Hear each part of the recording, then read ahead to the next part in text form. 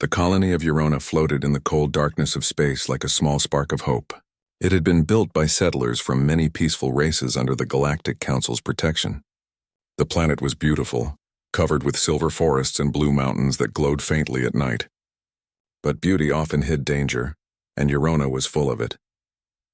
3 months had passed since the meteor storm. It came without warning, raining fire across the sky. The storm destroyed their communication tower, burned their crops, and damaged the energy grid that powered the defense shields. Half of the colony's ships were wrecked and many people were injured. They were cut off from the rest of the galaxy. Governor Raylan stood in the command center looking at the empty stars on the main screen. His uniform was torn at the shoulder, his face tired. Around him a few technicians worked quietly, their eyes heavy with fear and exhaustion. "Transmit again," Raylan said, his voice low but firm. The technician beside him nodded and pressed the command. A soft pulse of blue light rose from the tall antenna on the colony's central tower. It blinked once, twice, and then shot into the black sky. "SOS from Urona Colony," the repeating signal said in a calm, automated tone. "We have lost contact. Need immediate help?" The room fell silent again. Only the faint hum of the machines filled the air. "How many times now?" asked Raylan after a long pause. 47 transmissions, sir," the technician replied. No response. Raylan rubbed his forehead. "Keep sending. Someone will hear it." They have to. Days passed slowly. The colonists tried to survive on the little they had left. The food replicators worked on low energy, producing simple meals. The medical bay treated wounds with outdated tools. Outside the colony walls, strange creatures with glowing eyes watched from the dark forests. Every night their howls echoed through the empty valleys. The colonists had built tall lights around the settlement to keep them away, but the lights were failing one by one. On the 5th night after the last transmission, the sensor alarm suddenly came alive. "Governor, we're picking up a ship," shouted the technician. Everyone ran to the main screen. A single vessel appeared on the radar. Large, fast, and completely unknown in design. Raylan's heart jumped. "It must be the Council Rescue Fleet," he said. "Finally!" The technician frowned. "Sir, I don't recognize that signature." "It's not a Council ship," Raylan leaned forward. The ship was approaching fast, descending through the upper atmosphere. Flames burned around it as it entered the sky. The whole command center shook from the thunder of its entry. "Prepare a landing zone," Raylan ordered. "Send the greeting team." The colonists rushed to the windows and open platforms to see the arrival. The ship came down like a burning star, trailing fire and smoke. It hit the ground a few kilometers away from the colony with a loud crash, throwing dust into the air. The people cheered anyway. To them, anything from the stars meant hope. Within minutes, small drones were sent to observe. Their cameras showed the ship, dark, scarred, and rough-looking. It wasn't smooth or shiny like Council designs. Its armor was thick, burned, and covered in strange marks. When the first figures stepped out, the colonists stared at the screens in silence. They were humanoid, tall, broad, and moving with calm confidence. Their suits looked strong but worn, marked with scratches and heat stains. Some carried heavy tools, others large weapons. The symbol on their shoulders showed a clenched fist holding a shining star. One of them looked directly into the drone's camera and spoke. "This is Captain Hayes of the Ardent Resolve," he said. His voice was deep and steady. "We received your SOS. We're here to help." The technician turned to the governor. "Captain Hayes? I've never heard that name in the Council fleet." Raylan pressed the comm button. "This is Governor Raylan of Urona Colony. We welcome you. But may I ask, what world do you come from?" The answer came after a short pause. "We're humans. From Earth." The entire room fell silent. Humans. The Deathworlders. The species that had come from the most dangerous planet ever recorded. A place where storms could tear mountains apart, where creatures hunted even at night, and where survival meant strength beyond measure. For centuries, most civilized species avoided them. Stories said humans were too unpredictable, too tough, and too fearless. Raylan's aide whispered, "Sir, the Deathworlders don't come to help. They come to survive." Outside, the humans began working immediately. They unloaded heavy crates, set up generators, and welded steel panels to repair their ship. Every movement was practiced and sure. One of the human engineers repaired a power cable while it still sparked with energy. Another lifted a broken drone as if it weighed nothing. The colonists watched from a safe distance, half curious, half afraid. Later that evening, a message arrived from Captain Hayes again. "Governor Reelan, we can help restore your power and defense systems," he said, "but we need to understand what damaged them. Send us your data logs." Reelan hesitated but finally agreed. The colony had no other choice. Hours later, Hayes studied the data on his tablet. "You've got a problem," he said to his crew. "Those aren't just animals in the forest.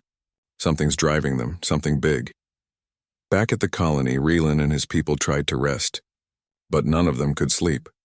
The humans' presence was unsettling. They didn't act like other species. They laughed easily, spoke directly, and seemed completely unafraid of the planet's dangers. At midnight, one of the guards shouted from the tower, "Governor, the forest lights are moving." Everyone ran outside. In the distance, hundreds of green lights shimmered between the trees, the eyes of the creatures that hunted them. The howls rose again, louder this time. The colony's weak shields flickered. Panic spread. Before Reelan could give an order, a bright flare shot into the sky. The humans were already there. Captain Hayes and his team moved like they had done this 100 times. They carried strange rifles that fired bursts of light. They used loud devices that released waves of sound, pushing the creatures back. Their leader shouted commands calmly as if he were in complete control. Within minutes, the attack stopped. The glowing eyes vanished back into the forest. When the dust settled, Hayes turned to the colonists and said simply, "You're safer now." "But this place isn't done yet." Reelan walked forward, still in shock. "You fought them off without shields, without drones. How did you do that?" Hayes smiled faintly. "We come from a world where everything tries to kill you from the moment you're born. We learned fast." The governor looked at him in silence. He finally understood why the galaxy called them Deathworlders, and why their kind was both feared and respected. As dawn came to Urona, the humans stood watch at the colony's walls, their weapons ready. The colonists watched them quietly, unsure whether to fear them or trust them. But one thing was certain: help had come, just not the kind they had expected. Far beyond the forest, something ancient moved beneath the ground, awakened by the crash of the human ship. The real danger was still coming, and this time, Urona would see what the Deathworlders could truly do. The first light of dawn rose slowly over the silver forests of Urona. The air was still and heavy after the night's battle. Smoke from the humans' flares drifted above the colony walls, and the strange green glow in the forest had faded away. Governor Reelan stood on the observation deck, watching the humans move through the colony with silent efficiency. They had worked all night without rest. Their ship, Ardent Resolve, stood like a dark mountain near the forest edge, its engine still humming faintly. Reelan had seen many species, but never any like them. These humans looked rough, yet their eyes were sharp and calm. They carried themselves like people who had faced danger so many times that fear had become just another part of their lives. Captain Hayes joined him on the deck, holding a tablet. "We repaired the power grid and rerouted your shield generators," he said. "You've got about 60% coverage now. It's not perfect, but it'll hold." Reelan nodded. "You did more in one night than our engineers could do in a week." Hayes gave a small smile. "Humans don't like sitting still when things are broken." He looked toward the forest. "But I'm worried. Those creatures didn't attack by chance. Something is stirring them up." Reelan frowned. "What do you mean?" Hayes showed him the readings. The data showed strange energy spikes beneath the forest, deep underground. "Your meteor storm wasn't just rocks," Hayes explained. "Something came down with them.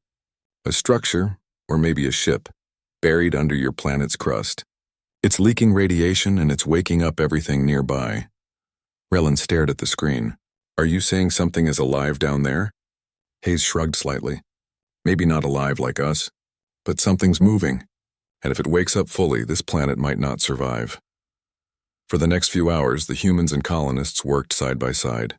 They repaired walls, cleared debris, and set up motion sensors around the perimeter. The colonists began to trust the humans more. The Deathworlders might have looked dangerous, but they were honest and determined.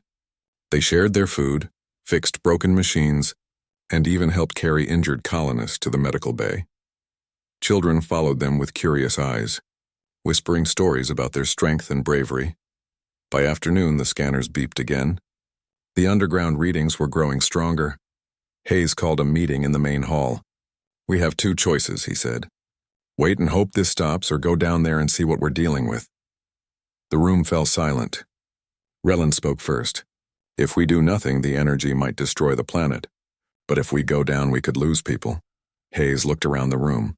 "Humans don't like waiting for disaster. We go down." Within hours, a small team was ready. 4 humans and 2 Euronan engineers. They carried scanning tools, portable shields, and light rifles.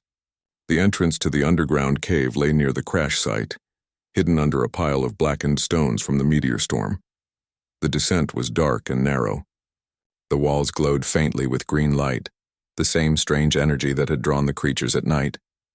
Captain Hayes led the way. Behind him, Engineer Mara from Eurona followed nervously. "This place feels alive," she whispered. Hayes replied softly, "Maybe it is." They reached a wide chamber deep underground. In the center stood a massive metallic object half buried in rock. It pulsed with faint light like a heartbeat. "Is that a ship?" Mara asked in awe. Hayes examined the markings. "Not any kind I've seen. And I've seen plenty." He touched the metal surface gently. The moment he did, the entire cave shook. Above ground, alarms screamed in the colony. Governor Raylan ran to the control screen. The energy readings spiked wildly. "Something's happening." Back in the cave, the buried structure began to shift. Cracks of green light spread across its surface. A low hum filled the air, growing louder each second. "Everyone back," Hayes shouted. They scrambled for cover as the structure split open, releasing a wave of glowing mist. From the opening, mechanical shapes began to rise, tall, insect-like machines with long limbs and burning green eyes. "They're not alive," Hayes said grimly. "They're machines, ancient defense units." The machines turned toward the humans and colonists, scanning them with cold light. Then, without warning, they attacked. Lasers flashed in the darkness. The air filled with heat and dust.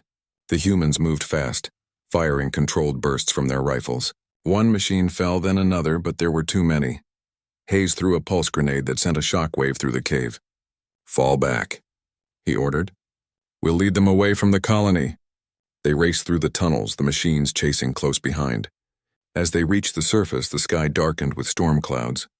The forest lights flared again. The local creatures were fleeing too, driven out by the strange energy. Relin saw the team emerge and shouted, "Open the gates!" The humans rushed in as laser beams tore through the trees behind them. The machines burst from the ground moments later, their metal bodies shining in the stormlight. Hayes stood at the gate, breathing hard. "Governor, get everyone inside the shelters. We'll handle this. You can't fight them alone," Raylan said. Hayes gave him a quick grin. "Watch us." The Deathworlders moved like lightning. They had set up turrets during the night, and now those turrets roared to life. The colony walls shook as explosions echoed across the valley. One human, Sergeant Lena, climbed a damaged tower and aimed a heavy cannon. "For Eurona," she shouted, and the weapon fired a massive blast that tore through 2 machines at once. The colonists, inspired by the humans' courage, joined the defense. Engineers manned power lines, technicians rerouted shields, and even the children helped carry energy cells. Hours passed like minutes. Smoke filled the sky, and the sound of battle echoed across the planet. At last, the final machine fell, collapsing into sparks and dust. The ground was littered with pieces of glowing metal. The storm began to fade. Hayes looked at the wreckage. "We need to seal that cave," he said.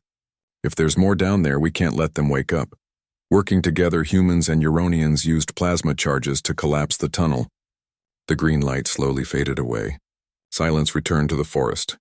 Days later, the colony began to rebuild. The humans shared their technology, teaching the Euronians how to make stronger walls, better tools, and more powerful shields. They never asked for payment, only cooperation. Governor Raylan stood beside Captain Hayes as the sun rose over the repaired colony. "When we sent that SOS," Raylan said, "we thought someone gentle would come, doctors, engineers, maybe diplomats. We never imagined Deathworlders." Hayes chuckled softly. "We're not as bad as the stories say. We just learn fast," Raylan smiled. "You saved us, Captain. All of you. The galaxy fears you, but maybe it should thank you instead." Hayes looked toward the sky where his ship stood ready. "Someday maybe they will. But for now we go where the signals call us." As the ardent resolve lifted off, the colonists waved from below. Children shouted their names and adults saluted. The humans had come like thunder, fought like fire, and left like heroes. Eurona was safe again, and the galaxy would soon tell the story of the day when help arrived not from the Council, but from the Deathworlders.